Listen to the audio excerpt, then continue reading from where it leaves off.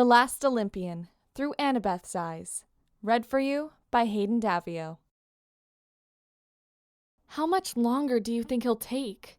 I asked Chiron, desperate for an immediate answer. He'd been gone for way too long.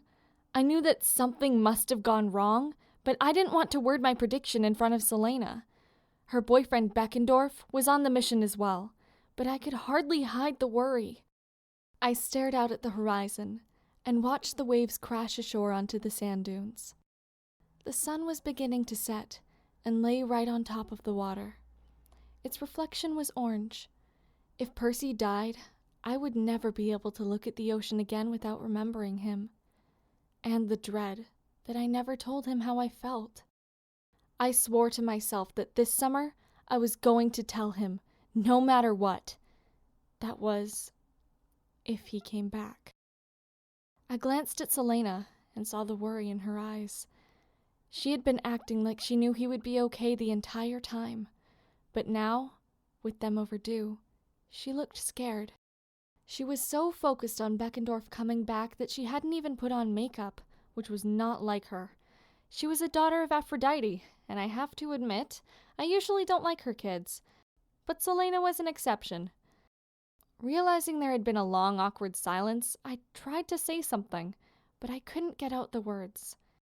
I was too worried to say anything, so I stomped out of the big house.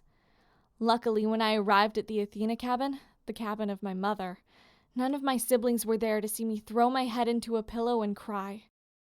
I had never admitted to Percy, otherwise called Seaweed Brain, my nickname for him, how much I crushed on him. I had started to like him on our second quest through the Sea of Monsters, but hadn't had the courage to tell him I liked him. Then he'd gone on a journey across the world to save me from the Titan Kronos, who was trying to take over the world. At first, I had thought he'd gone simply to rescue Artemis for the Winter Council of the Gods on Mount Olympus. But since the last discussion with my mother last year, I'd learned otherwise. I shivered as I recalled it. I had just fallen asleep and found myself on Mount Olympus. I looked around. I was alone, until Athena appeared in front of me a moment later. "Why did you bring me here, Mother?" I asked, confused. Had I done something wrong? "It's not you, Annabeth. Well, it is a little bit. But I am not angry at you," she told me in that stern voice of hers. "Well then," I wondered aloud, "who are you angry at?" "That boy, Percy." I winced when she said his name. Suddenly, I felt the need to defend him. Why? What could he have possibly done to— I was interrupted.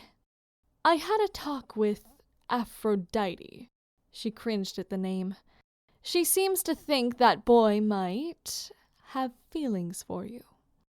I felt my face go red. How could she find this out? "Apparently, she had a little chat with him while he was on his quest to save Artemis.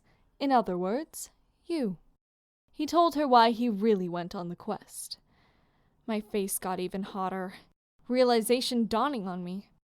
Seaweed Brain had feelings for me? My heart did a little gymnastics routine, like whenever I heard Percy's name. Finally, I sputtered, "Why did you come to tell me this?" "Because I'm not blind," she responded. "It is obvious enough to me that you like him back." She paused, and her voice got a bit softer. "I wanted to let you know that despite my feelings in the past about him, some of which I still have, it is okay with me under one circumstance. You have to beat Kronos." Wait a minute. Questions zoomed around in my head. What's okay with you? And what do you mean if I beat Kronos? "You will soon know what I mean for the first question. And as for the second, you, Annabeth, have a very large role to play in this upcoming war, as well as Percy. Without you, that son of Poseidon is destined to fail. Olympus can only be saved if you work together and follow your heart. Now I must go, Annabeth. You are waking." "Wait!" I yelled desperately, still puzzled. "What's my role?" "Goodbye, Annabeth." And with that, I had woken up, feeling overwhelmed that Seaweed Brain liked me back. I guess I'd made the right choice on Mount St. Helens to kiss him before I thought he might die. I had also thought that I needed to know what Athena was telling me about. I hadn't known then if there would even be a war, but now I was absolutely positive of it, and the very thought terrified me. I continued to sob when Malcolm, my half-brother, tapped me on the shoulder. Thank the gods it was only him. I didn't want anyone else to see me as a mess. I had a rep at camp that I needed to keep. "Annabeth, what's wrong?" he asked, looking concerned. "I'm just worried about Percy. He was supposed to arrive yesterday." I decided not to tell him about my discussion with Athena. I had been pondering on whether I should or not, but I decided against it. It wouldn't make a difference on what would happen, whatever that would be. "I can't tell you I'm positive he's fine, but—" He paused, as if wondering what to say. "But you know him well enough to know that he's great in a fight. There's only a little chance he won't come back. Anyway, the Princess Andromeda is in the middle of the ocean, his home turf. He's probably fine." I opened my mouth to say something, but then a conch horn sounded, and I knew that either Seaweed Brain had come back or not. "Let's go," Malcolm said, as he offered me a hand. Reluctantly, I took it. Then I walked out of the cabin door and hoped for the best.